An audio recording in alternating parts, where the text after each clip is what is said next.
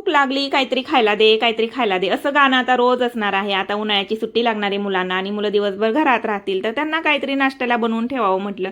दिवाळीतले चिवडाफळी आणि मठिया अजून आमच्या घरात लोळत होते. म्हटलं चला आता यांना पण संपवून टाकूया. मक्याचे चिवडे तळून घेतले आणि ते मी ह्या मुरमुऱ्यातच टाकणार होते म्हणा. तर आमच्याकडे ना चिवड्यामध्ये शेंगदाणे, खोबरं, मिरची काहीच आवडत नाही. मग मी पण साधे सिंपल लाल मिरची, नमक, साखर आणि हळद टाकून हा चिवडा बनवला आहे. मध्ये ना फरसाण मिक्स करायचं बाकी आहे. आणि आमच्या सोसायटीमध्ये एका ठिकाणी चैत्र नवरात्रीमध्ये हवन असतो. त्यांना ना देवी प्रसन्न आहे त्याच्यामुळे ते दिवसभर हवन ठेवतात आणि रात्री महाप्रसाद असतो. तर तिथंच गेली होते दर्शनाला, देवीचं दर्शन घेतलं.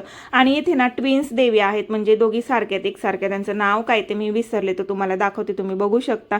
इथं आम्ही दर्शन घेतलं आणि त्याच्यानंतर खाली निघालो. तर बघा बाजूलाच महाप्रसाद बनतोय गरम गरम आणि इकडे पंगत सुद्धा बसलेली आहे जेवायला. आणि हे बघून मला दरवर्षी लहानपणीचे गावाकडचे लग्न आठवतात. तेव्हा असेच आम्ही रस्त्यावरती बसायचं जेवायला लग्नात. ज्यांच्या घरी पंगत होती, हवन होताना, त्यांची सुद्धा भेट घेतली, त्यांच्याशी 2 शब्द बोललो आणि नंतर गेलो प्रसाद घ्यायला.